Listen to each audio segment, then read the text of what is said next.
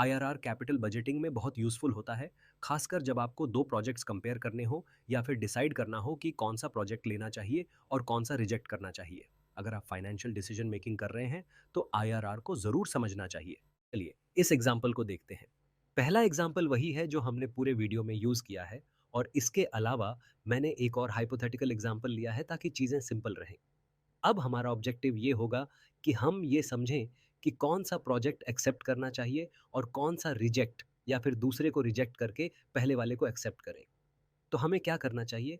अब ये एक्सेप्टेंस और रिजेक्शन पूरी तरह से आपके एक्सपेक्टेड रेट ऑफ रिटर्न पर डिपेंड करता है, ठीक है?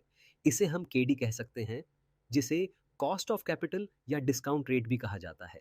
ये बेसिकली मैनेजमेंट की एक्सपेक्टेशन होती है कि प्रोजेक्ट से कितना रिटर्न आना चाहिए।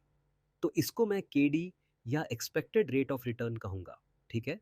अब अगर आईआरआर यानी इंटरनल रेट ऑफ रिटर्न आपके एक्सपेक्टेड रेट ऑफ रिटर्न से ज़्यादा है, तो इसका मतलब है कि आप उस प्रोजेक्ट से ज़्यादा रिटर्न कमा रहे हैं, जो आपने एक्सपेक्ट किया था। सही कहा ना? ऐसे केस में आप प्रोजेक्ट को एक्सेप्ट कर सकते हैं। दूसरी सिचुएशन ये हो सकती है कि आपका इंटरनल रेट ऑफ रिटर्न आपके एक्सपेक्टेड रेट ऑफ रिटर्न से कम हो। इस केस में आपको प्रोजेक्ट रिजेक्ट कर देना चाहिए, यानी उस प्रोजेक्ट में इन्वेस्ट नहीं करना चाहिए। तो चलिए देखते हैं कि इस केस में क्या होता है।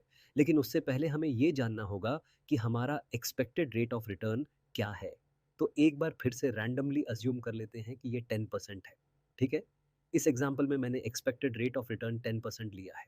चलिए दोनों केसेस के लिए आईआरआर निकालते हैं और ये समझते हैं कि हमें प्रोजेक्ट एक्सेप्ट करना चाहिए या रिजेक्ट, ठीक है? तो यहाँ पर मैं आईआरआर फॉर्मूला यूज़ करूँगा। वैल्यूज़ में सारे कैश आउटफ्लोज और इनफ्लोज आएंगे और फिर एक गेस डालूंगा, मान लेते हैं 5%। तो यहाँ पर हमें मिला 35%, यानी 35.06%, ठीक है? लेकिन दूसरे केस में क्या होगा?